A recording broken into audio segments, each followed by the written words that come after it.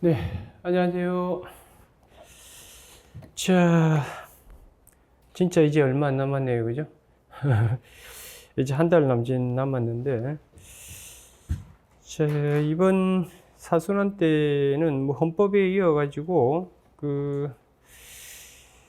여러분이 반드시 체크하고 들어가야 될 중요한 사례들을 좀 선정해가지고, 총 정리하는 시간이 되게 될 겁니다. 어쨌든 지금 나라가 좀 이상하게 돌아가고 있고요. 하여튼 뭐 내년 뭐 헌법 문제는 정해진 건 아시죠? 뭐가 나올지는 이미 정해졌고요. 뭐 헌법 행정법을 아우르는 문제로는 통칭이가 아닐까 이런 생각이 들고. 아니요, 농담이에요, 농담. 그러니까 그렇게 생각하지 마시고 지금 그건 농담이고. 어쨌든 지금 뭐 계엄에다가 뭐 탄핵에다가 뭐 탄핵은 뭐 윤석열 정권 뭐 2년 반 동안 20몇 번의 탄핵이 이어왔으니 뭐 아주 재미난 나라예요. 자, 좋습니다. 자, 어쨌든 자, 자, 사례 1번부터 시작을 하게 될 텐데요. 하루에 한 7개에서 6개 정도, 그러니까 오늘 한 6개 정도만 할 거고, 이제 내일부터 한 7개 정도 사례를 진행을 내일은 아니죠. 월요일부터 해가지고, 그렇게 하게 될 거고, 그 다음 마지막에 다음 주인가? 다음 주쯤 다다음 주쯤에 리마인드 특강이 있을 거예요. 그때는 뭐 여러분들이 뭐 마지막에 좀 넣을 만한 선택형 문제 좀 정리를 해 줬으면 좋겠다고 뭐 그 이야기를 해가지고 하여튼 실전형 사례 문제 하나 하고 그다음 이제 넣을 만한 좀 중요한 선택형 문제를 좀 뽑아가지고 같이 다루는 시간이 되게 될 겁니다. 아시겠죠? 네, 좋습니다. 자, 지금 많이 지쳐 있을 거예요. 아마 수업 시간에 나오기도 쉽지 않을 거고, 좀 침대에 누워가지고, 지금 연명을 하면서 이렇게 수업 생활하는 친구들도 꽤 있는 것 같고, 아마 해마다 그래요. 이때쯤 되면 수업 듣기도 만만치가 않고, 그리고 또 시간 절약한다고, 또 영상을 통해 빠른 속도로 뭐 듣고 이렇게 하려고 하는 것 같더라고요. 어떤 방법이 됐든 자기에게 맞는 방법을 강구하셔가지고, 하여튼 체력 관리 잘 하면서 시험장까지 건강하게 들어갈 수 있도록 하세요. 자, 좋습니다. 사례 1번부터 같이 한번 보도록 할게요. 자, 이건 지금 이제 보조금 관련해 가지고 뭐 나올 만한 논점들을 한번 정리해 본 거예요. 총론 파트와 연결해 가지고 제 핸드북을 가지고 있는 친구들은 그 핸드북 424페이지를 옆에 펴 두시고 이렇게 보시면 될 겁니다. 일단 논점은 이 보조금 지급 결정의 법적 성질하고, 그 다음 법률 유보, 그 다음 신뢰보호, 그 다음 자기구속 원칙, 그 다음 원고 적격, 이런 것들이 망라되어 있는 문제입니다. 자, 문제 골격을 같이 한번 보도록 할게요. 항상 여러분들 제가 사례 문제 푸실 때는 이제 그림을 그려놓고 이렇게 들어가면 파악이 훨씬 용이하다라고 이야기를 했었을 거예요. 그죠? 네, 뭐 헌법에서와 달리 뭐 헌법 공부는 이제 다 끝났으니까 이 행정법에서는 일단 기본적으로 국가 쪽에서 국민을 향해서 어떤 행정작용을 하겠죠. 그 행정작용의 성격을 파악하지 못하고 사례 문제를 풀 수가 없어요. 뭐 헌법에는 아시다시피 국가의 공권력 행사로 인해서 현재 국민 쪽에서 어떤 기본권이 지금 제한되고 침해될 수 있는지 그게 파악이 안 되면 문제를 풀 수가 없잖아요. 그죠? 자, 좋습니다. 자, 문제 골격을 같이 한번 보도록 합시다. 자, 지금 중소벤처기업부 장관이 있어요. 그죠? 여기 지금 장관이 있고. 자, 그 다음 이제 이 장관이 법에 근거도 없는데 훈령을 만들어요. 훈령을 만듭니다. 원래 훈령은 행정규칙이니까 법에 근거 없어도 만들 수 있는 거예요. 다만 법에 근거하에 만들었을 때는 여러분들 그 유명한 법령 보충적 규칙이 될지 말지 그게 이제 문제가 생기는 것이고요. 근데 어쨌든 이 훈령은 법에 근거 없이 지금 만든 겁니다. 아시겠죠? 법 근거 없이 만든. 즉 위임이 없다 이 말이에요. 딴 말로 하면 근거, 위임 다 같은 말입니다. 자, 그다음 어떤 훈령을 만들었냐면 그게 보면 중소기업 육성이라는 목적을 위해 가지고 그 친환경 건축자재 개발하는 중소기업에 대해서 보조금을 지급한다는 거죠. 내용은 보조금 지급한다는 걸 담고 있습니다. 그죠? 자, 그래가지고 이제 그 가압회사가 있고요. 이게 가압회사가 있고, 그다음에 얼회사가 있고, 그다음 이제 거기에 보시면 병회사가 있죠, 그죠? 이렇게 세 명이 나옵니다. 자, 그래서 이 장관은 이 훈령에 터잡아서 이제 가압회사가 보조금 신청하니까 여기 대해서 이제 보조금 지급 결정을 합니다. 보조금 지급 결정을 해요. 그래서 이 친구한테도 똑같이 이렇게 한 거예요. 이거 이해되셨죠? 자, 그런데 병회사가 지금 이제 이 장관한테 뿅 이렇게 신청을 하니까 이 친구들한테 좀 다 한 거예요. 이렇게 다 한 거고. 근데 이 친구가 신청하니까 그게 보세요. 뭐라고 돼 있죠? 이상한 핑계 대면서 뭐 코로나 핑계 대면서 이 신청에 대해서 반려했죠. 반려하는 게 이제 거부니까 거부를 한 겁니다. 지금 이런 사안이에요, 그죠? 문제 골격은 간단해요. 좀 이렇게 돼 있는 거고.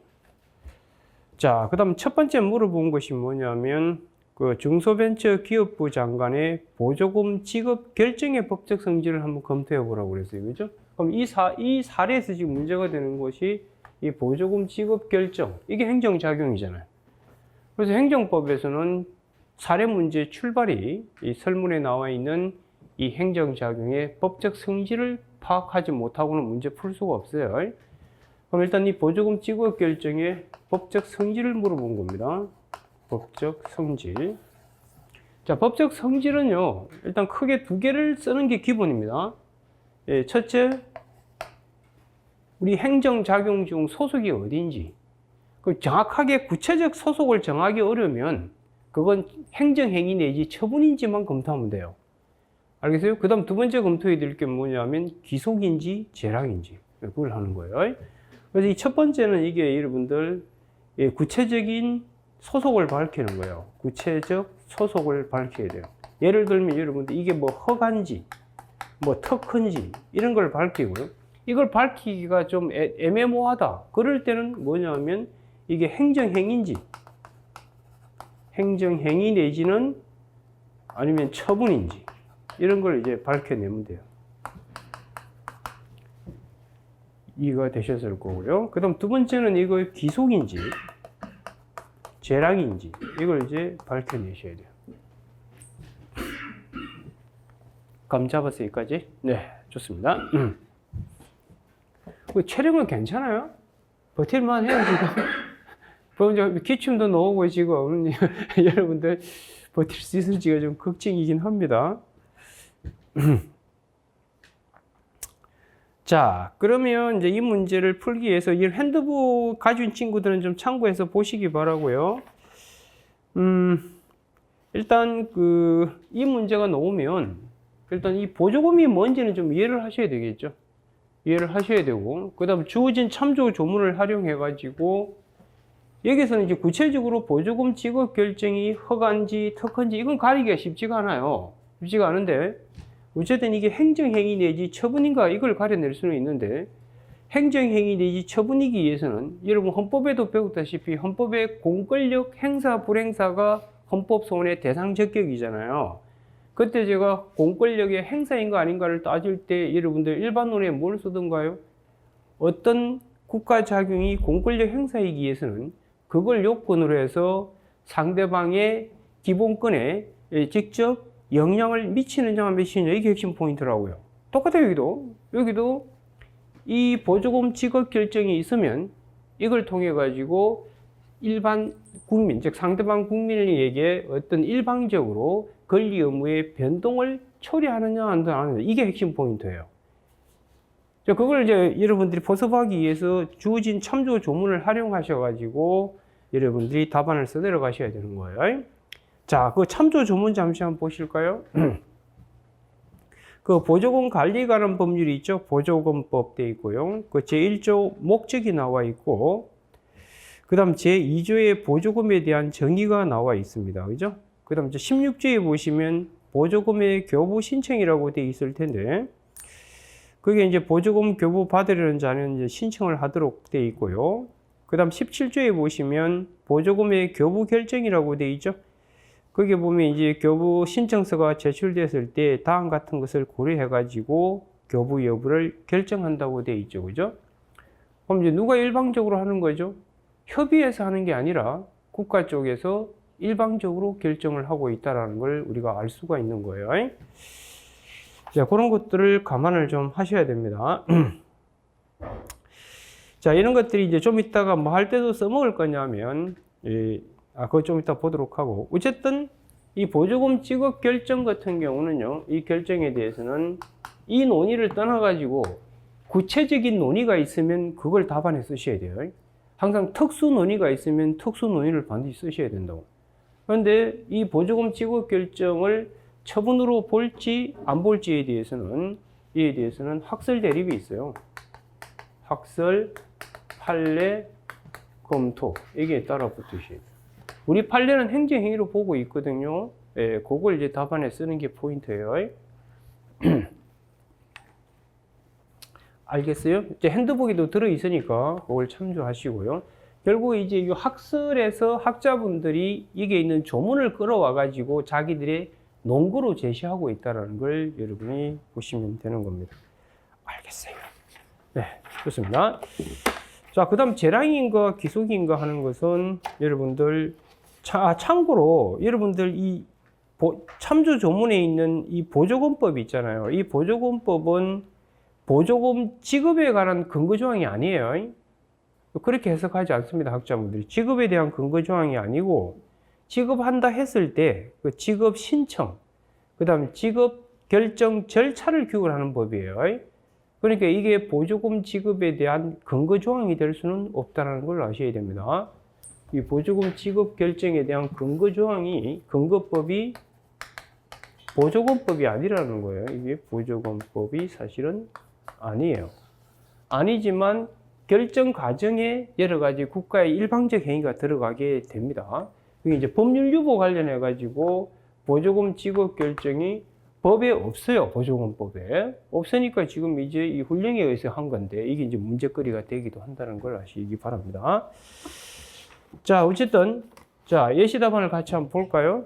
4페이지 오셔가지고 논점은 두 개예요. 이게 과연 행정행위인지, 그 다음에 이게 재량행위인지 이렇게 그 법적 성질물을 보면 크게는 이 두 가지 여러분 패턴에서 뽑아내셔야 돼요. 두 가지 패턴에서. 자, 그럼 그 논점 정리한 거 보시면 당해 보조금이 강학상 보조금인지 그거부터 밝혀내셔야 돼요. 보조금이라면 이제 보조금 지급 결정이 과연 어떻게 되는가 이렇게 가는 거고요. 그 다음 행정행위인지, 그 다음 재량행위인지 이렇게 이제 몰아가는 겁니다. 그럼 당해 보조금이 강학상 보조금인지 이래가지고 보조금이 뭔지 이런 간단히 쓰셔야 되겠죠. 그 키워드는 공익, 그 다음 이제 사인, 그 다음 교부하는 금전 이게 이제 키워드고요. 그걸 갖고 이제 사안 포섭하시면 되겠죠. 그러면 이거 보조금 맞다 이렇게 될 겁니다. 자, 그 다음 이제 보조금 지급 결정의 법적 성질에 대해서는 개별 논의가 있다는 걸 여러분이 기억하시기 바랍니다. 그래서 이제 첫 번째 이게 행정행위인지에 대해서 그 학설이 크게 기본적으로 네 개가 들어가 있죠. 사법상 계약에 지나지 않는다고 보시는 분도 있고, 공법상 계약으로 보시는 분도 있고, 행정행위로 보시는 분도 있고, 2단계로 구성되어 있다 이렇게 보시는 분도 있다. 이건 여러분들 간단하게 제목만 소개하시면 돼요. 소개하시고 우리 판례 소개하는 게 핵심이에요. 우리 판례는 보조금 지급 결정을 수익적 행정행위다 이렇게 보고 있다는 점 체크해 두시고요. 자, 검토하실 때 이제 제가 아까 얘기한 것처럼 이 주어진 참조 조문을 좀 활용하셔 가지고 행정행위의 속성이 있다라는 것을 들이대시라고요. 그래서 제가 그 조문 소개하고 있죠. 예. 그 1조, 그 다음 이제 17조, 그 다음 30조, 예, 이런 걸 고려해 봤을 때 이 보조금 지급 결정은 일방적으로 국민의 권리 의무의 변동을 초래하는 속성이 있다는 식으로 몰아가라고. 그러니까 여러분들이 문장을 만드실 때 헌법의 공권력 행사도 마찬가지고 행정법에서 말하는 뭐다?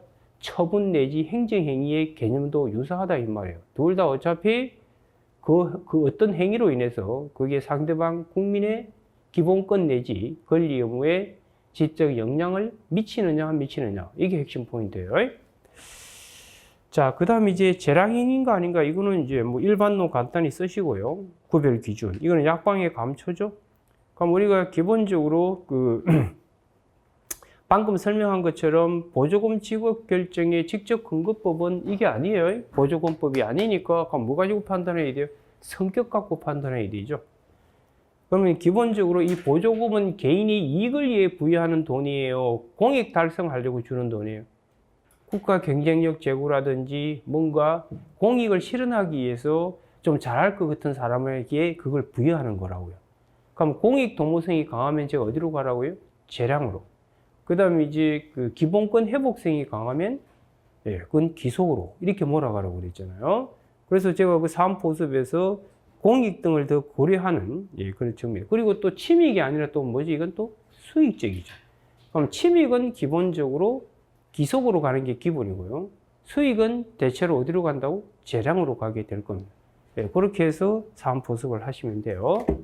됐나요? 그래서 이 문제에서는 일단 출발할 때 일단 이게 보조금이라는 걸 밝혀내셔야 되고, 두 번째, 이 보조금 지급 결정이 법적 성질이 행정행위가 아닌가에 대해서는 개별 논의가 있다라는 거. 그래서 판례 소개하시고요.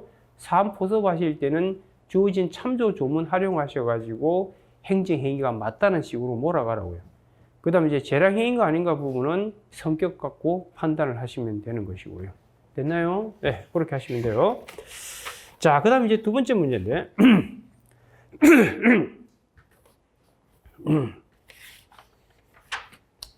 자, 그 다음에 이제 요 갑해, 두 번째 문제, 이게 첫 번째 문제고, 이게 이제 첫 번째 문제고, 이제 두 번째 문제는 뭐냐면, 요 갑회사하고 을회사한테 이 보조금 지급 결정한 거 있죠. 이게 잘 보면 지금 법에도 없고, 어디에 근거해서 지금 보조금 지급 결정한 거죠? 훈령에 근거해서 보조금 지급 결정한 겁니다. 그래서 이 보조금 지급 결정이 과연 적법한가? 이걸 지금 묻고 있는 겁니다. 일종의 그게 단서도 아예 줘놨죠. 단 보조금법은 당의 보조금 지급 결정의 근거 법률이 아니라고 전제하라는 거죠. 그럼 어쨌든 법률에 근거 없다라는 거예요. 지금 단지 무슨 법만 있고 있죠? 지금 훈령만 있을 뿐이에요. 훈령에 터잡아서 한 겁니다. 그래서 이 경우에 이제 위법성 검토하라는 거예요.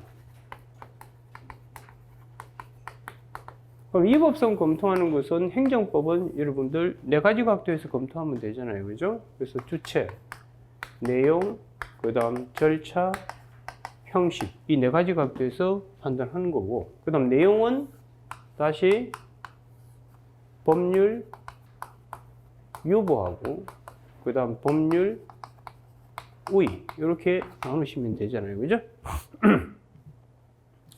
그 다음 이제 법률 우위는 다시 어떻게 하면 되죠? 이건 요건 플러스 효과 이렇게 나뉘잖아요. 그죠? 그래서 이 요건이 충족됐다는 전제, 요건 충족 안 됐는데 행정작용하면 그건 무조건 위법이에요.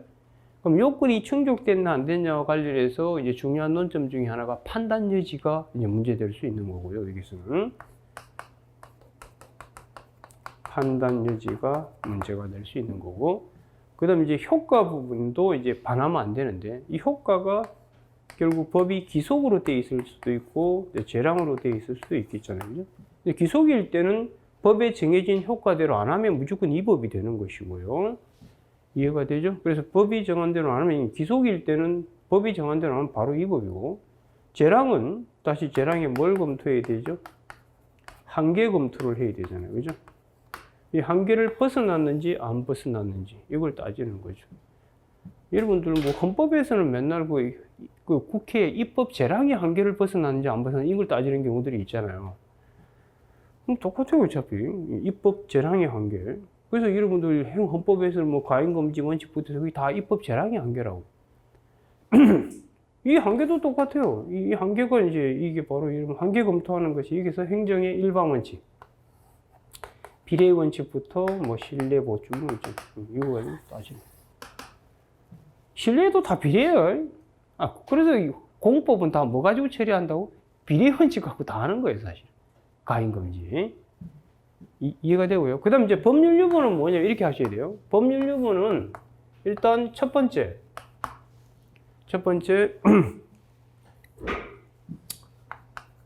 법률 유보 적용 영역인지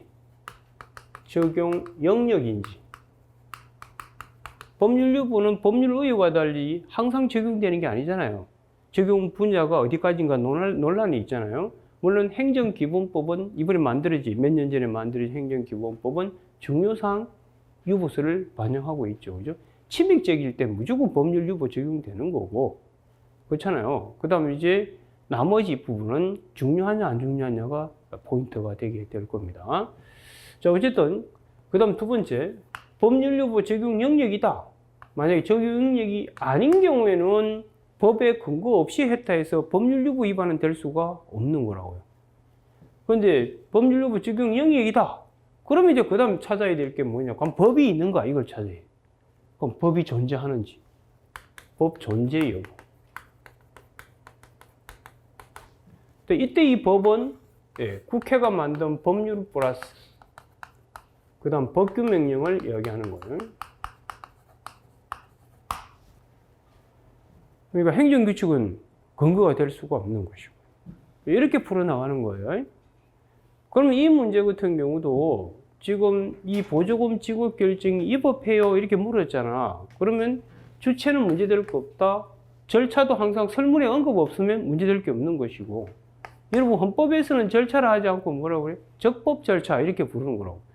그래서 헌법에서도 설문에서 절차 관련된 언급이 없으면 적법 절차는 크게 논점이 될 수 없는 거라고. 그 적법 절차가 행정법으로 넘으면 행정 절차 이렇게 바뀌는 거라고. 알겠죠? 그러니까 형식도 뭐 이거 뭐 구두로 했다든지 이런 말 없으면 큰 문제 될 거 없고요. 그럼 남은 게 뭐이지? 내용이죠. 그럼 내용과 관련해서 지금 힌트를 주고 있잖아요. 상위법의 이임도 없이 만들어진 훈령에 따라서 했다고 그러니까 이거 훈령 행정규칙이고 그럼 법이 없네. 법도 없는데 이거 했네. 그러면 그럼 이게 만약에 어느 영역이라면 법률 유보 적용 영역이라면 법이 있어야 돼 없어야 돼? 있어야 되는데 법이 지금 뭐만 있죠? 훈령만 있으니까 이 훈령의 법적 성질이 뭔지도 규명이 돼야 되고요. 그 전에 먼저 규명해야 될 게 뭐예요? 보조금 지급 결정이 법률 유보 적용 영역인지 이게 이제 검토가 돼야 돼. 그에 대해서는 뭐가 있죠? 학설 대립이 있잖아요. 어떻게 풀어가는지 아시겠어요? 그래요. 어차피 대답은 안 할 테니까 고개 들어보세요. 아니 자주 보이는 친구가 안 보이면 좀 걱정이 돼요. 아마 아프지 않을까 이런 생각이 들어가지고. 하여튼 한 달 남짓 남은 동안 공부도 중요하지만 여러분들 이 체력 관리 내지는 페이스 조절을 잘 하셔야 됩니다. 저도 수험 생활할 때 그 한 달 남겨놓고는 막 모든 게 그냥 뭐 제가 가진 것보다 못 가진 것이 더 크게 떠오르고 이 불안감이 엄습해 오기 때문에 스트레스 엄청 받거든요. 그리고 막 소화도 잘 안 되고 막 그랬던 기억이 나는데 그 수험 생활이 수험생이 기본적으로 갖게 되는 일종의 병이에요, 병. 그럼 어쩔 수 없습니다. 그걸 이제 이겨내야 됩니다. 알겠죠? 그래서 이 문제는 이렇게 풀어가면 돼요. 그래서 뭐 법률 우위는 여기서 크게 문제될 게 없고, 그럼 남은 게 뭐다? 법률 유보. 그럼 법률 유보 관련해서 적용 영역인지, 답안 스킬상 어떻게 해야 돼요? 적용 영역이라고 가야 이까지 갈 거 아니야. 적용 영역이라면 법이 있는가? 법이 있기는 있는데 그 법의 성격을 따져야 되는 거야. 이건 이렇게 나왔지만 이런 문제도 나올 수 있죠. 법규명령 형식의 행정규칙이 나올 수도 있고요. 행정규칙 형식의 법규명령이 나올 수 있다고요. 그럼 그에 터잡아서 만약에 보조금 지급 결정했다. 그러면 법률 유보 적용 분해라고 몰아간 다음에 그럼 법규명령 형식 행정규칙의 법적 성질이 법규명령으로 보면 법률 유보 위반이 안 되는 거고 법이 있으니까 그걸 행정규칙으로 보면 법률 유보 위반이다. 이렇게 결론이 나게 되는 거예요. 이제 감이 와요?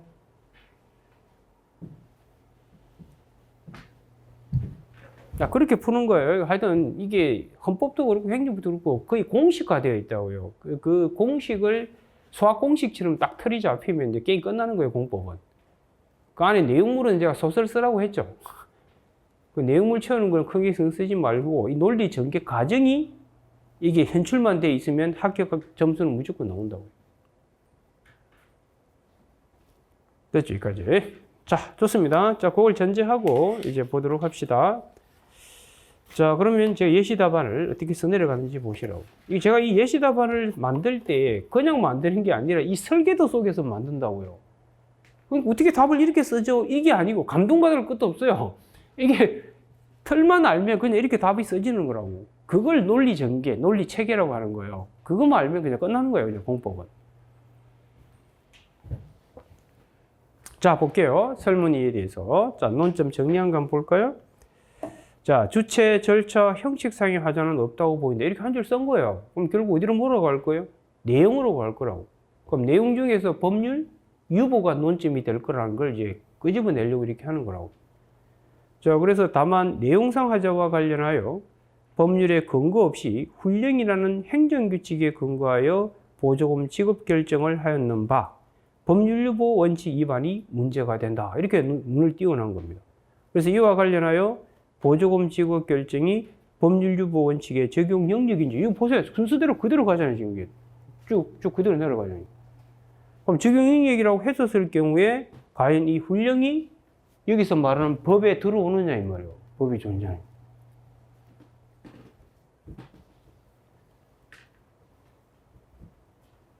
됐죠, 여기까지. 자, 그렇게 이해를 하시면 돼요.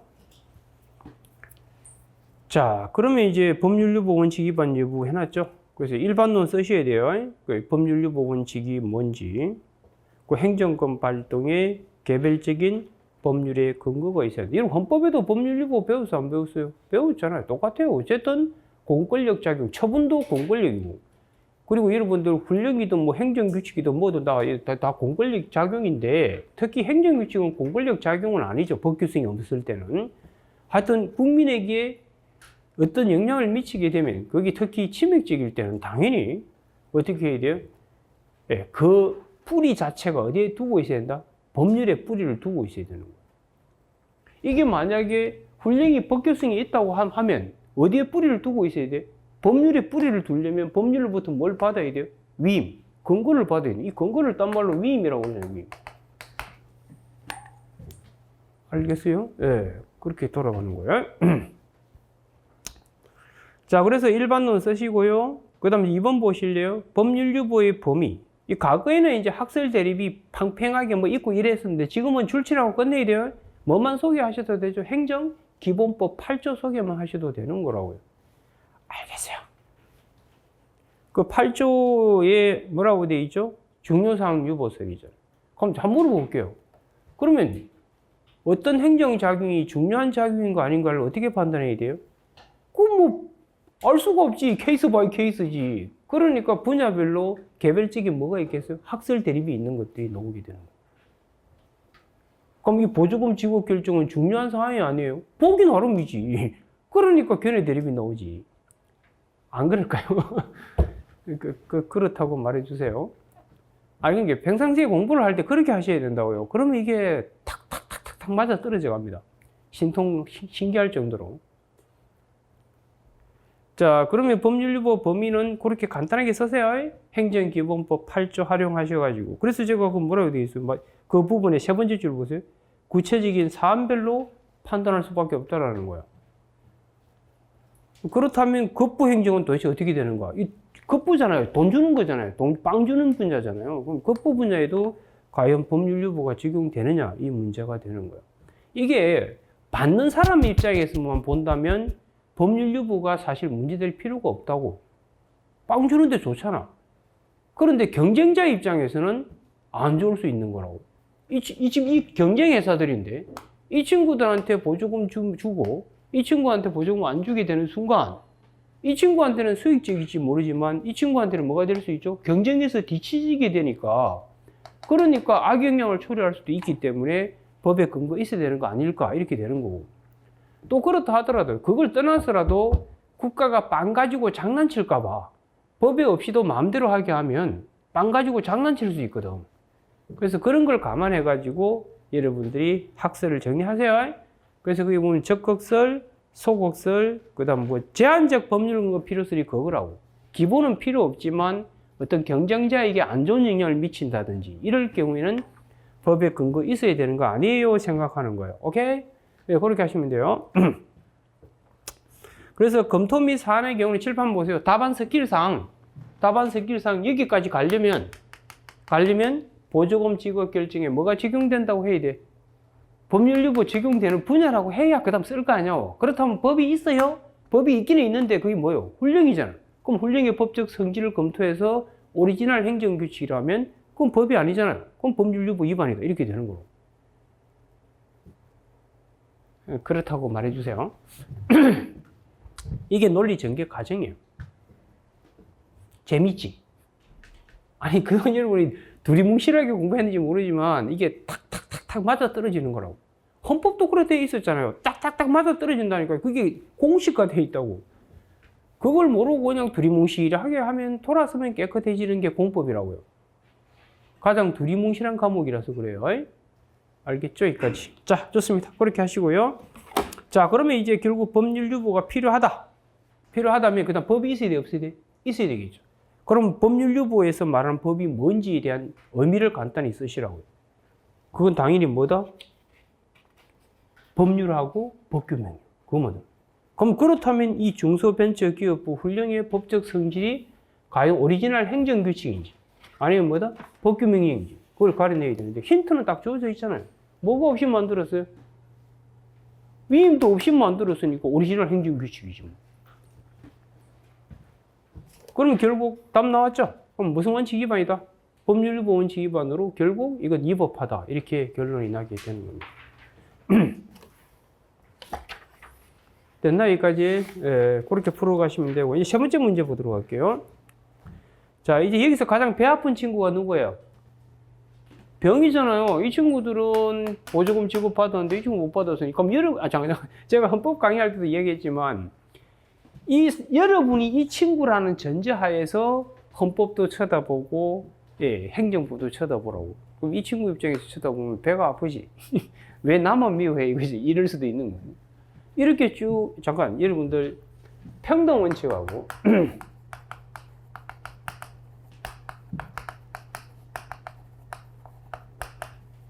헌법에도 뭐 약방의 감소처럼 평등 원칙 공부하셨을 테니까 어차피 이게 차별금지잖아요. 차별금지. 왜 나만 미워해? 이거라고요. 왜 나만 왜 미워하느냐 이 문제인데 이게 특별법이고 이게 일반법이에요. 알겠죠? 그래서 이렇게 지금 이 갑회사, 을회사한테 이 행정규칙에 터잡아가지고 보조금 지급 결정해온 간행이 있죠. 그렇죠? 이런 간행이 있을 때는 어디로 가라고요? 자기구속으로 접근하라고. 간행 없이 그냥 이 사안에서 차별하고 있으면 그건 뭐다? 평등원칙으로 이렇게 가고. 이것도 평등원칙의 특수법리잖아요. 여기까지 이해되리라 믿습니다. 알겠죠? 그 다음에 이제 또 뭐예요? 여러분들 우리 헌법재판소나 대법원은 자기보수 원칙 근거를 어디서 찾아요? 평등이나 신뢰보호에서 찾죠. 그러니까 또 신뢰도 문제가 되는 거예요. 왜냐하면 아니 병눈에 비친 보석은 어때요? 지금 이 훈령에 근거해서 일정한 요금 가지고 신청하니까 다 보조금을 해온 거잖아. 그런데 이게 뒤엎고 있죠. 그래서 신뢰보호도 문제가 될 수 있어요. 이해가 되셨죠? 네, 그래서 여기서 지금 물어본 게 뭐냐면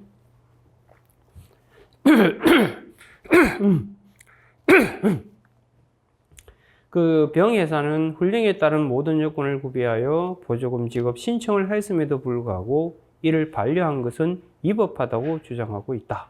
그럼 여기도 위법성 검토죠. 하여튼 공법은요, 소송 요건을 묻는지 본안을 묻는지 항상 구분하셔야 돼요. 이게 본안의 문제잖아요. 그럼 본안은 주내, 조령, 그 중에 주체인지, 내용인지, 절차인지, 형식이지. 일단 이것도 내용만 묻고 있는 거지 뭐. 내용 중에서 뭐예요? 이거 법률 우위. 이 법률 우위에서 특히나 이 보조금 지급 결정은 아까 뭐라고 했죠? 재량이라고 그랬잖아요. 그럼 이거잖아요. 재량의 한계 검토하는. 그럼 재량 한계에서 여기서 신뢰 보호하고 그다음에 이게 자기 우서 이게 이제 문제가 되는 거예요. 알겠어요? 어떻게 풀어가는지? 이게 공식화되어 있는 거라고 이렇게. 그럼 이거 갖고 풀어가면 돼. 아, 그리고 아시다시피 여러분들, 이 실내보호 같은 경우는 기속이든 재량이든 다 적용이 돼요. 그런데 이 비례라든지 자기구소 이런 거 있잖아요. 이건 어디서만 적용하는 거죠? 재량행위에서만 적용하는 거예요. 그러니까 반드시 보조금 지급 결정이 뭐라는 게 써 있어야 된다고? 재량행위라는 게 써 있어야 돼요. 그러니까 선택의 여지가 있어야 된다고. 여지가 있는데 왜 나한테 다르게 하느냐, 다른 선택을 하느냐. 기속이라면 법대로 안 하면 무조건 이 법이지, 뭐, 딴 데로 하고 안 하는 거 어디 있어요? 감이 와요? 그런데 기속일 때는 뭐는 적용될 수도 있다고, 이건? 신뢰보호는 적용될 수 있어요. 기속이든 재량이든 관계없이. 그걸 제가 계속 강조했었을 겁니다. 그래서 이건 반드시 뭐부터 검토해야 돼요? 아, 앞에서 검토했잖아요. 이게 어디 갔지? 이 재량이라는 게. 아까 보조금 지급 결정이 재량이라며. 그러니까 이걸 쓸 수 있는 거야. 여러분들 자기구속 원칙의 요건에 뭐가 들어있죠? 재량 영역 읽고 거기 들어가 있잖아요.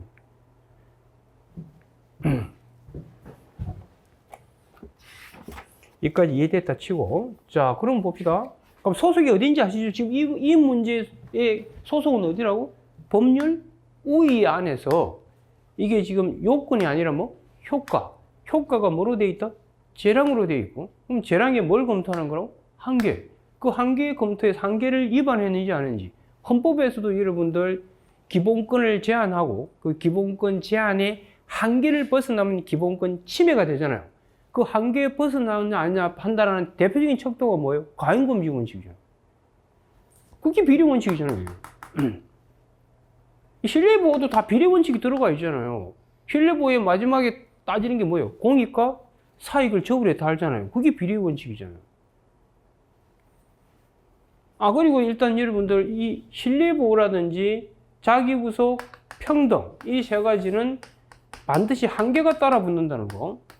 그 요건 플러스 한계가 이렇게 따라 붙는다는 걸 반드시 체크를 하셔야 돼요. 요건 충족했다고 무조건 신뢰보호 해주는 것도 아니고 항상 한계 충족. 이 한계가 뭐냐면 이게 결국은 이게 바로 비례 원칙이라고. 비례. 이게 공사 저울에 다는 거라고. 그걸 비교 형량한다고 그러잖아요. 그래서 제가 공법은 비교 형량의 법학이다라고 얘기하는 거예요. 헌법이 됐든 행정법이 됐든. 줄기차게 헌법이나 행정법 답안 쓸 때 비교 형량을 해야 되는 거예요. 이게 이제 공익과 사를 이렇게 적어요. 아, 그게 다예요, 공법은. 보면 알겠지만. 그러니까 이해됐다 치고, 자, 그럼 어떻게 풀어갔는지 한번 봅시다.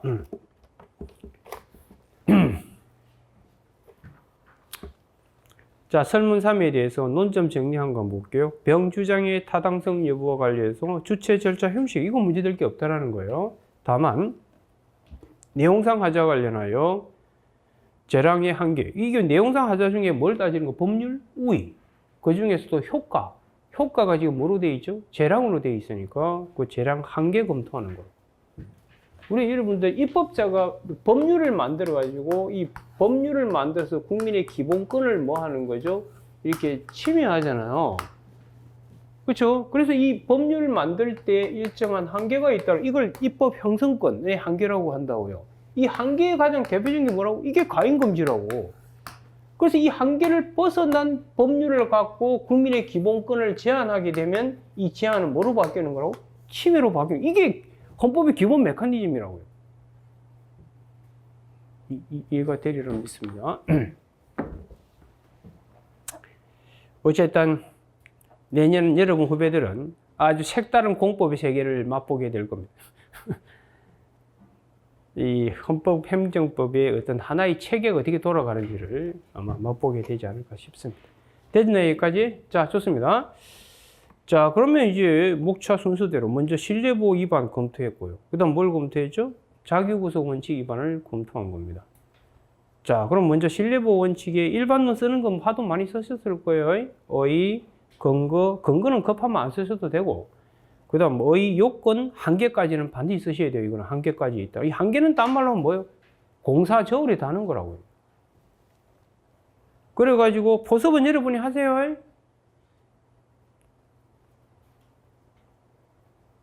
지금 이게는 공이 클 것 같아, 안 클 것 같아? 공이 크잖아. 코로나 때문에 지금 국가 예산을 그쪽으로 돌릴 수밖에 없는 일이 벌어졌잖아요. 그럼 신뢰 요건 다 갖췄더라도 뭐가 더 크기 때문에? 공이 더 크기 때문에 신뢰대로 안 하더라도 위법이 되지 않게 되는 거로. 알겠어요.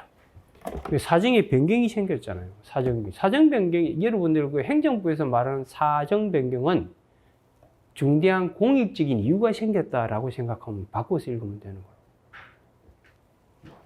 그 다음 이제 자기구속 원칙인데, 이것도 일반론 쓰세요. 쭉 쓰시고, 어의, 근거, 요건. 이것도 뭐가 따라붙죠? 한계. 그 한계에 뭐가 들어있죠? 선행, 간행이 뭐 한 경우? 위법하다든지. 그럼 여러분도 한번 볼게요. 이건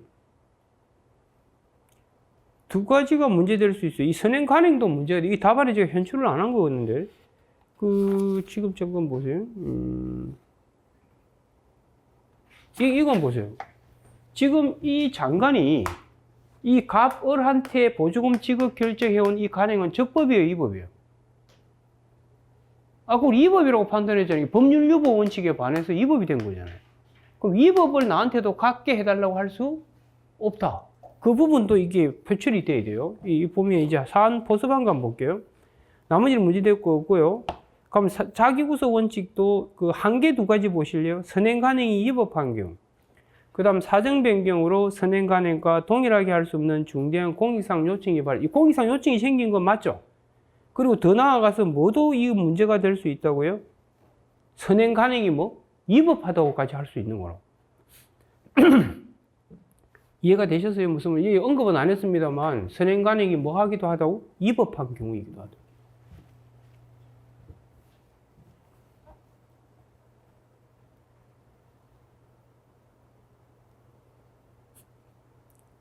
이거 참, 하여튼 이거 7법을 하면서 마지막 행정법 할 때 되면 진짜 여러분들 완전 파김치가 된 여러분을 마지막 과목에 이렇게 보게 되는 게 해마다 이게 참, 그래서 저는 가장 싱싱한 살아있는 여러분을 보고 싶기 위해서는 민법으로 바꿔야 되지 않을까, 이런.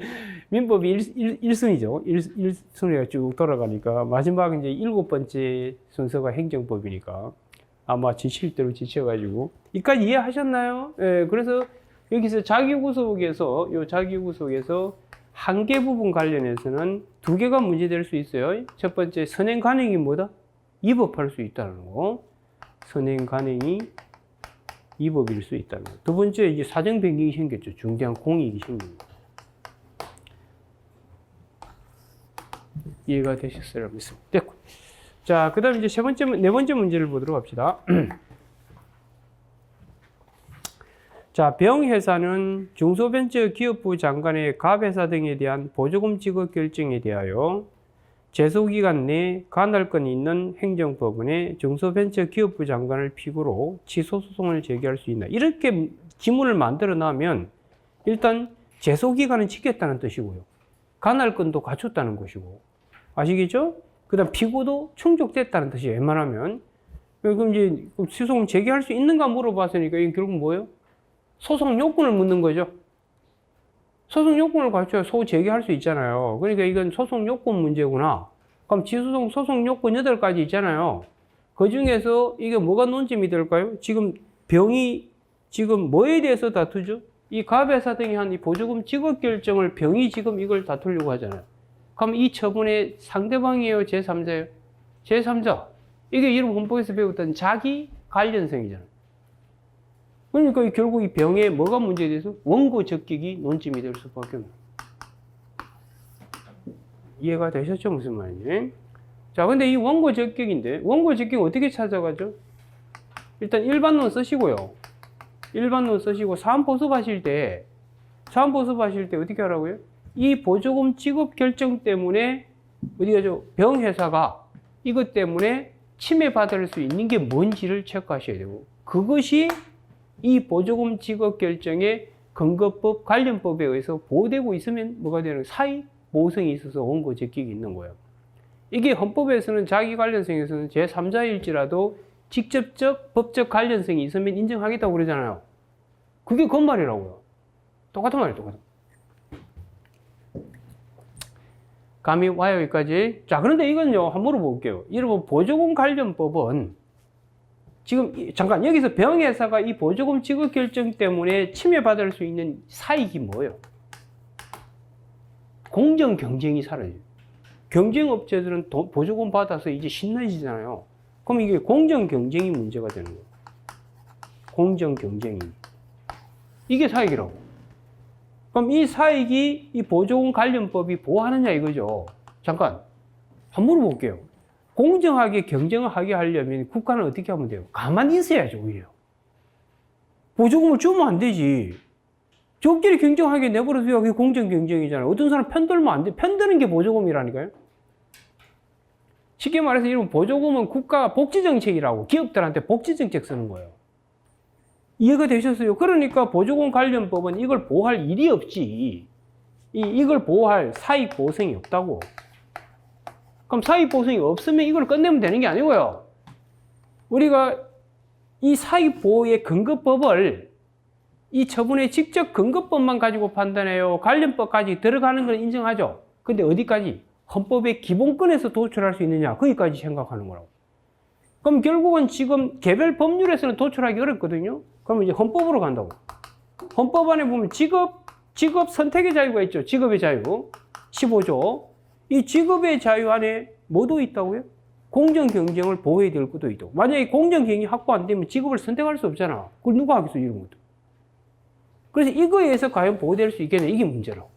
근데 이것도 무조건 보호하는 게 아니고요. 우리가 기본권까지 가서 들고 오기 위해서는 여기서도 들고 오지 않았을 때 이 친구가 너무 슬플 때 그때 원고 적격을 인정하는 거예요. 그런데 지금 보조금 얼마예요, 이거? 보조금 지급 얼마 지급하는 거죠? 5억 지급하고 있잖아요. 근데 이 친구의 연 매출이 얼마야? 그게 10조라고 해놨잖아요. 그 문제 보면. 그럼 이 5조 5억 못 받았다고 이 친구의 청춘이 흔들려요? 안 흔들리잖아요. 그러니까 이걸 원고 적격 인정하기 어렵다는 거예요. 헌법까지 가더라도. 그렇다고 말이죠. 됐죠, 여기까지. 네, 그걸 쓰는 거예요. 자, 봅시다.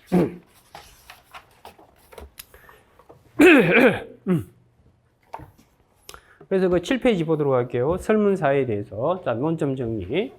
자, 병회사가 취소 소송을 제기할 수 있으려면 소송 요건을 갖춰야 한다. 그죠? 당연한 거고. 자, 이와 관련해 특히 병회사는 보조금 지급 결정에 상대방이 아닌 뭐? 제3자. 하여튼 제3자 나오면 넘버원 소송 요건은 뭐라고요? 원고 적격이 되는 거예요. 헌법에서도 당연히 뭐죠? 자기 관련성. 그게 논점이 되는 거예요.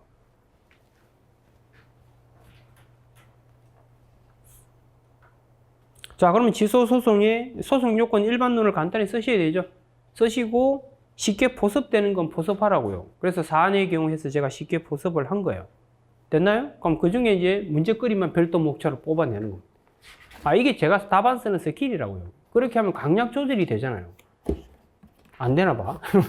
자, 그러면 이제 넘기시고요. 8페이지 오시면, 그 4번 보시면 이제 원고 적격, 충족 여부 돼 있죠? 그럼 일반론 쭉 쓰시라고. 행정소송법 몇 조에 들어있어요? 12조에 들어있잖아요. 잠깐. 여러분, 법학 답안 쓰실 때에 지금 현재 여러분이 논의 진행하는 것과 관련된 근거법이 있으면 무조건 소개하셔야 돼요. 그게 법학 답안의 기본입니다. 원래 우리 법은요, 법학은 법 실정주의 하에서 하고 있는 거예요. 법이 있는 법을 전제로 그 법의 의미를 해석해 가는 게 우리 법학 공부라고.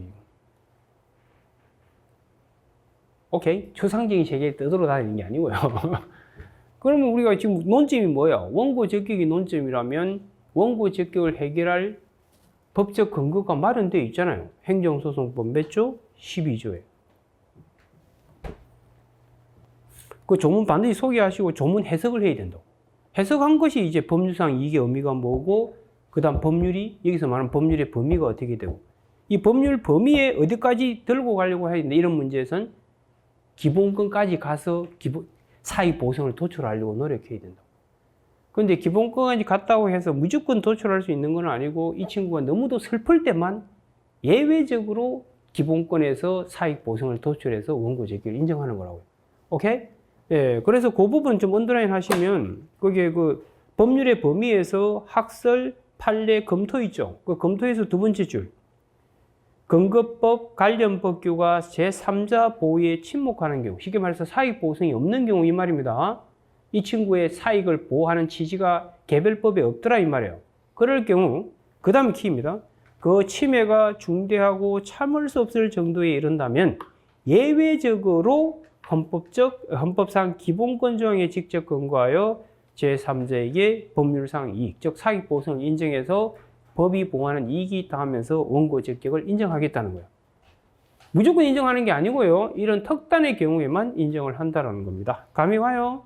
그럼 이제 사안 포섭해보면, 나머지는 뭐 쭉 보면 아시겠지만, 여기 보시면 포섭한 거 꼼꼼히 읽어보세요. 읽어보고, 결국은 이 친구가 너무 슬픈 사항은 아니라는 거예요.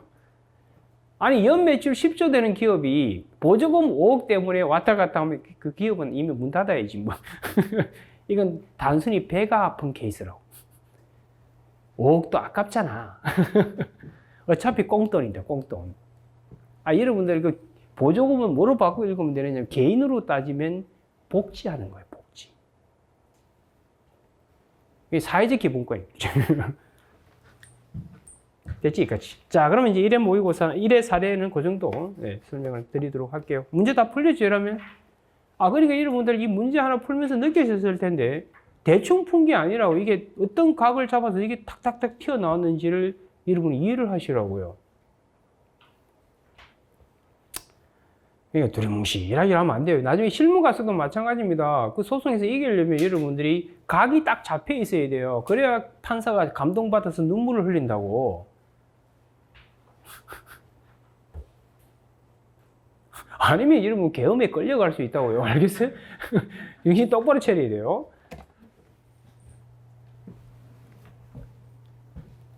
아, 제가 이번에 일어난 이 작금의 사태에 대해서는 여러분 시험 끝나고 나서 특강을 한번 마련하는지 이게 여러분이 지금 이 뒤에 숨어 있는 비하인드 스토리에 대해서 지금 언론에 있는 건 99% 다 거짓말입니다. 알겠어요? 그건 알고 있으세요? 지금 우리나라의 언론에 오는 지금 보도하고 있는 거 있죠? 그 99.9% 거짓말입니다.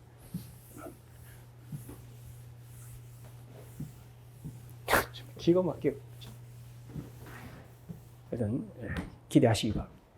이미 대중들이 보게 되는 뉴스 있잖아요. 이건 이미 뉴스가 아니고 그건 정보가 아니라는 걸 알고 이 시대를 살아가시기 바랍니다. 그래야 여러분들이 사회를 이끌어가는 중추 역할을 하는 지식인으로서의 기본적 예의입니다. 예의. 자, 좋아요. 이제 사례 2번을 보도록 합시다. 자, 이건 이제 주제가요. 그 소급 적용 금지 원칙. 여러분 이제 헌법에서는 소급 적용의 문제가 아니라 여러분은 소급 입법 금지 원칙이 문제돼요. 헌법에서는. 오케이? 네. 헌법에서는 뭐? 소급 입법 금지 원칙. 행정법에서는 소급 적용 금지. 이게 이제 문제가.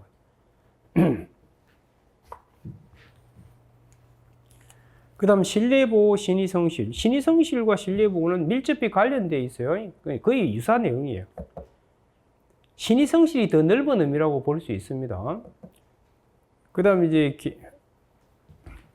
개발행위 허가가 의제되는 건축. 이 인허가 의제는 뭐 중요한 포인트고. 여러분들 그 법전형 모의고사 올해에도 출제가 됐었죠.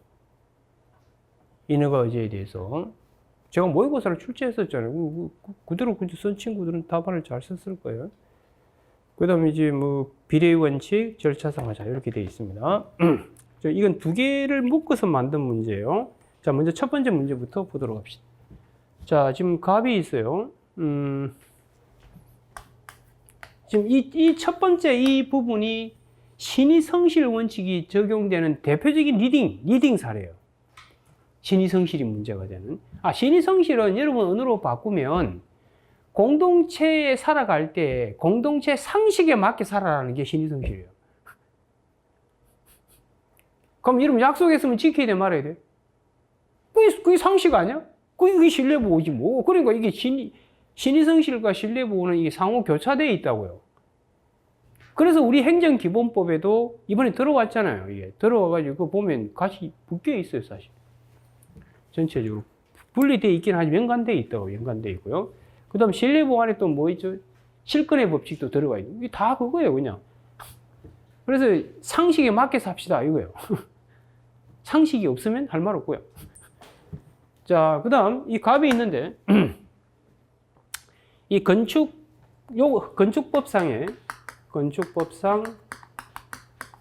요건을 다 갖췄어요. 갖춰가지고, 여기 보시면 그 A군의 군수,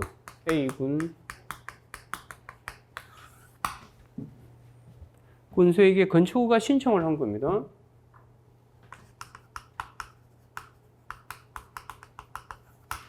신청을 한 거예요.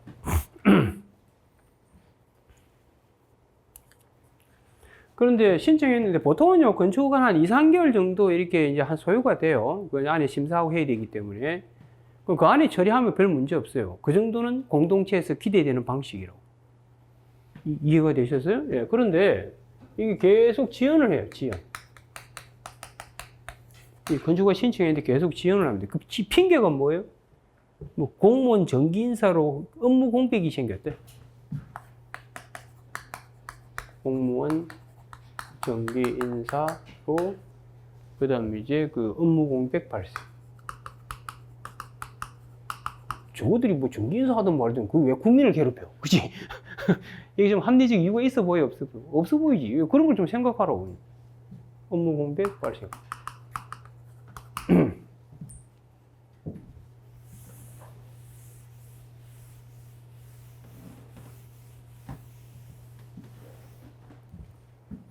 여기까지 이해되셨나요? 네, 좋습니다. 자, 그래서 이제 지연되고 있는 사이에 뭐가 되느냐면 이 건축법 있죠, 이 건축법. 기존의 건축법이 있을 거고 이제 건축법이 개정이 돼요. 이 건축법 개정이 돼요. 그럼 이 개정된 건축법에 의하면 이 친구는 이 법의 요건을 못 갖추고 있는 거지. 그렇지? 이 건축법이 개정되고 A는 이제 갑이죠. 갑은 요건 못 갖춘 상태예요. 이 부분에 대해서는 갑은 요건을 못 갖추고 있는 거예요. 그치? 이거는. 자, 그럼 물어본 게 이제 뭐냐면, A군 군수는 개정된 법령에 따라 건축허가를 거부할 수 있는가? 그렇죠? 네, 그럼 이 개정법에 근거해가지고, 군수가 갑한테 허가 거부할 수 있는가? 잠깐, 여러분들, 저번에 제가 올해인가, 첨삭반이었나? 하여튼 모의고사에 제가 행정청은 할 수 있는가? 이렇게 물으면, 여러분들 행정법과 헌법을 지배하는 대원칙이 뭐예요? 법치행정, 법치주의, 법치국가 원리잖아요. 헌법에서는 법치국가 원리, 법치주의 이렇게 이야기하고 행정법에서는 법치행정의 원리로. 이게 행정법 다라고요. 쉽게 말해서 행정법은 국가가 공익 달성을 위해서 국민을 향해서 뭔가 할 때 주먹으로 하지 말고 뭐에 의해서 하라고? 법 따라 하라는 거예요. 그게 법치행정이에요.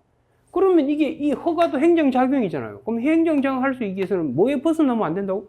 법치에 벗어나면 안 되는 거예요. 법치행정에.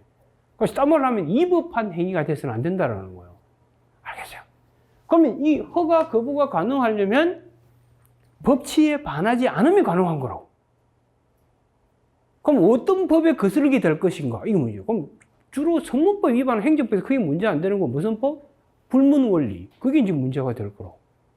그러니까 여러분들이 제가 정말 안타까운 게 뭐냐면 헌법 문제든 행정법 문제든 뭘 묻는지를 몰라.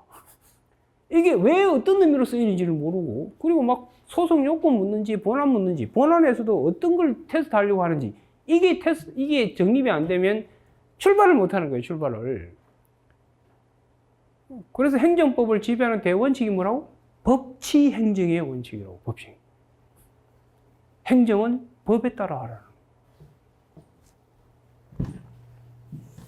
가메오지까지. 예. 그래서 이 허가 거부할 수 있느냐? 이러려면 이건 법치를 지켜야 되는 거예요. 법치. 법치 행정을 준수하면 이건 되는 거예요. 근데 이 법에 거스르면 안 되는 거예요. 그럼 여기서 이 거스를 수 있는 게 뭘까? 이걸 여러분이 고민하셔야 되는 거예요. 그러면 일단 여러분이 갑이라고 한번 생각해 보세요. 갑인데 지금 건축허가 신청 당시에 건축법이 있었을 거 아니에요. 그럼 이 건축법에 있는 요건은 다 갖췄어. 갖춰가지고 신청을 딱 했는데 자기들 핑계 대면서 계속 지원하다가 그 사이에 법이 딱 바뀌니까 메롱하면서 못 해주겠다 이러고 있는 거 아니에요 지금. 열 받아 안 받아? 그럼 열 받는다고 끝내면 법을 했다면 이 친구가 이렇게 이걸 거부하는 것이 도대체 법에 어디에 거스르는가를 고민하셔야 되는 거예요. 그게 기본이라고. 이제 이걸 찾아내는 거예요. 알겠어요? 예. 그러면 일단 여러분들 일단 이거 보세요. 잠깐 지금 법이 두 개가 있는 거예요. 기존법, 이 건축법이 하나 있고 개정법이 있는데 그러면 이 허가 거부라는 이 행정작용할 때 이 법을 적용해야 돼요. 그냥 국법을 적용해야 돼요. 아니면 이 신법을 적용해야 돼요. 이게 문제라고. 이걸 해결하기 위해서 여러분 행정기본법 조문을 활용하셔야 되는 거예요. 그게 먼저 전제가 돼야 돼요. 알겠죠? 이게 만약 문제 국법 적용해야 된다고 설명하면 당연히 이건 문제가 이게 위법이 되는 거지. 하면 안 되는 거지, 당연히. 그럼 이걸 적용한다고 하더라도 문제될 건 없을까? 이걸 고민해야 되는 거. 그럼 그러니까 지금 이 사안에서 여러분들 첫 번째 해결해야 될 거는 일단 이 건축 허가 있죠. 이 허가가 기속인지, 재량인지, 이걸 먼저 파악하셔야 돼요. 재량이라면 요건 갖춰오더라도 안 해줄 수도 있잖아요. 뭐든 간에. 다만 재량이 뭐만 지키면 되죠? 한 개만 지킨다는 전제하에. 그럼 기속이라면 법대로 해줘야 되는 거예요. 요건 갖춰오면 딴 거 핑계 대면서 거부하면 안 되거든. 그래서 일단 이게 기속인지 재량인지도 먼저 판단할 필요가 있는 거예요. 일단 기속이라고 하고 출발해야 돼요. 그러면 이제 어떤 법을 적용해야 되느냐 문제되는 거예요. 이 법을 적용해야 되는지 이 법을 적용해야 되는지. 그 다음 이 법을 적용하더라도 문제될 건 없는지 이렇게 되는 거예요. 결론부터 말씀드리면 일단 우리 행정기본법 조문을 좀 찾아주세요. 행정기본법 조문 14조 2항 제 핸드북 가지신 분들은 페이지 19페이지 활용하셔가지고 보시면 되고요. 그래서 이걸 적용해야 돼요. 이게 법 적용. 이 법에 이것이 다름 아닌 적용법이에요. 이게 행정기본법 14조 2항에 들어가 있는 거예요. 그리고 이건 여러분 진정 소급 적용이에요. 부진정 소급 적용이에요. 이거 이미 끝난 사건에 적용하는 거예요. 지금 진행 도중에 바뀐 법을 적용하는 거예요. 진행 중인 사건에 적용하는 거죠. 아직 건축허가 받은 게 아니잖아요. 지금 신청해놓고 사건 도중에 바뀐 법을 적용하잖아요. 이미 과거에 허가 받은 놈을 바뀐 법에 의해서 다시 허가를 없애는 게 아니잖아요. 여러분들 헌법에서도 진정 소급 입법인지 부진정 소급인지 구분하는 문제들이 종종 나오잖아요. 그죠? 그리고 아시다시피 부진정 소급 입법은 허용되죠. 부진정 소급 적용도 허용되는데 다만 신뢰보호 때문에 제한될 수 있는 거예요. 그래서 이걸 이게 적용된다 하더라도 두 가지가 문제가 되는 거예요. 첫 번째가 뭐냐면 신뢰보호. 그 다음 두 번째가 억지로 늦추는 사이에 바뀐 법을 적용했죠. 그렇게 볼 수 있잖아요. 그러면 이건 공동체 상식에 맞아 안 맞아? 안 맞잖아요. 장난치나 이런 생각이 들잖아요. 이게 신의 성실이 문제가 되는 거예요. 이렇게 문제를 풀어가는 거예요. 감이와 여기까지.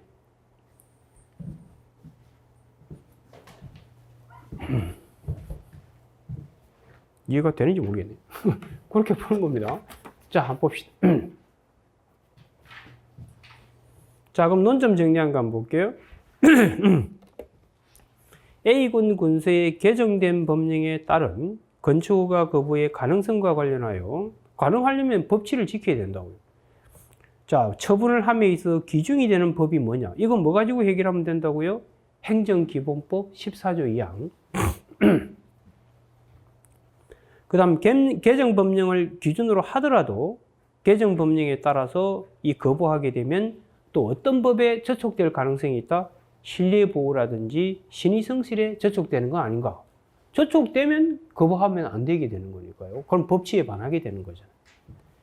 감이 오지, 여기까지. 네, 좋습니다. 자, 그러면 먼저 뭐부터 해결하라고요? 건축허가가 기속인지 재량인지부터 파악하셔야 돼요. 재량이라면 요건 갖춰오더라도 얼마인지 거부할 수 있잖아요. 재량이 뭐만 안 벗어나면? 한 개만 벗어나지 않으면. 이걸 기속으로 일단 만들어 놓고 문제를 푸시라고요. 그래서 두 번째 목차에서 건축허가의 법적 성질, 과학상 허가인지 그렇다. 허가는 원칙적으로 어디로 몰아가면 돼? 기속으로 몰아가면 되는 것이고. 자, 그래놓고 이제 3번 목차에서 법 적용의 기준 해가지고 무슨 시법 적용? 처분시법. 이게 처분이잖아요. 이게 처분이고. 이건 신청시고. 신청시법은 구법이고. 이 처분할 때 법은 이 법이잖아요.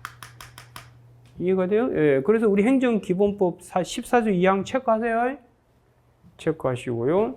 자, 그러면 사안 보습한 거 볼게요. 신청에 따른 처분도 원칙적으로 처분 당시 법령에 따라야 하므로 처분 시에는 법이 개정된 상태에 있었으므로 이에 근거하여 요건 미비로 거부 처분한 건 원칙적으로는 위법하다고 할 수 없다고요.